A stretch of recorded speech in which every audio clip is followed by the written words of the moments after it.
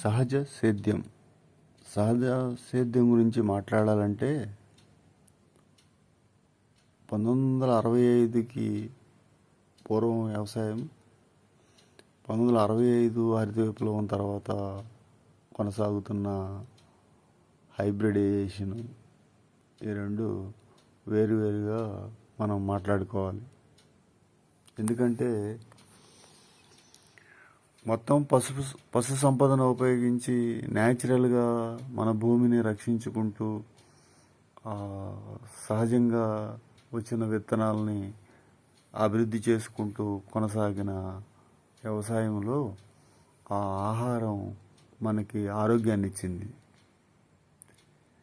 హరిత విప్లవం అనారోగ్యాన్ని ఇచ్చింది.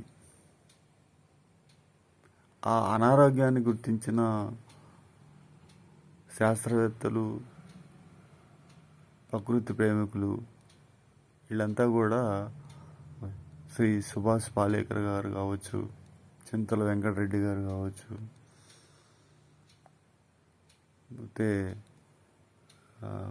దక్షిణ కొరియా జోహాన్ క్యూ గారు కావచ్చు, అనేక మంది ఈ న్యాచురల్గా పండించవచ్చు అని నిరూపించి అనేక విధానాలని, న్యాచురల్గా పండించే విధానాలని మనకు అందించారు.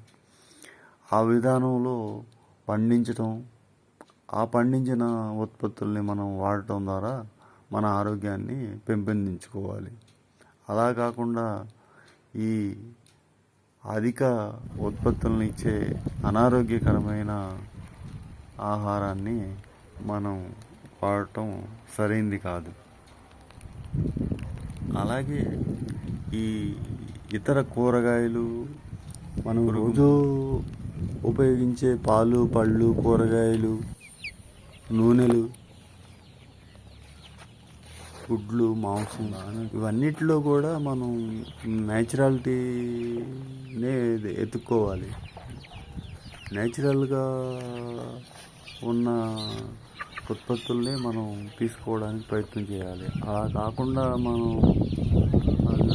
ఏదో చౌకగా వస్తున్నాయి, అందుబాటులో ఉన్నాయని మనం తీసుకుంటే మళ్ళీ మనం అనారోగ్యం పాలయ్యి మళ్ళీ ఆ కార్పొరేట్ హాస్పిటల్ని పెంచడానికి మనం తింటున్నట్టుగా అనిపిస్తుంది.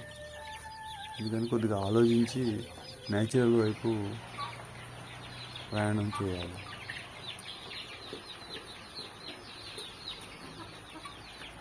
సహజ సేద్యంలో దేశీ రకాలైన నవారా, కుజీ బటాలియా, మైసూర్ మల్లిక, రత్నచోళి, ఇవన్నీ అనేక రకాల దేశీ రకాలు ఉన్నాయి. వాటిని అన్నిటినీ కూడా న్యాచురల్గానే పండించవచ్చు. అంటే పశు సంపద ద్వారా వాటిని పండించడం సాధ్యం అవుద్ది.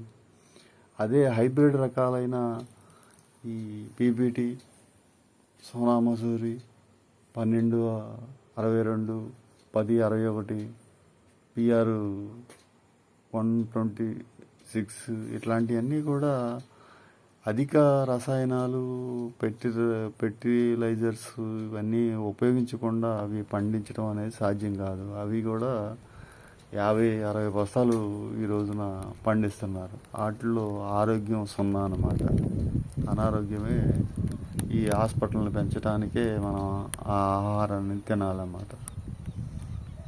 అలా కాకుండా మనం భావితరాల్ని, మన జనరేషన్ని, న్యూ జనరేషన్ రక్షించుకోవాలంటే మన సహజ సేద్యం ద్వారా వచ్చే న్యాచురల్ ఉత్పత్తులను మాత్రమే మనం తీసుకోవడం, వాటిని ప్రోత్సహించడం చేయడం ఉత్తమమైన పని.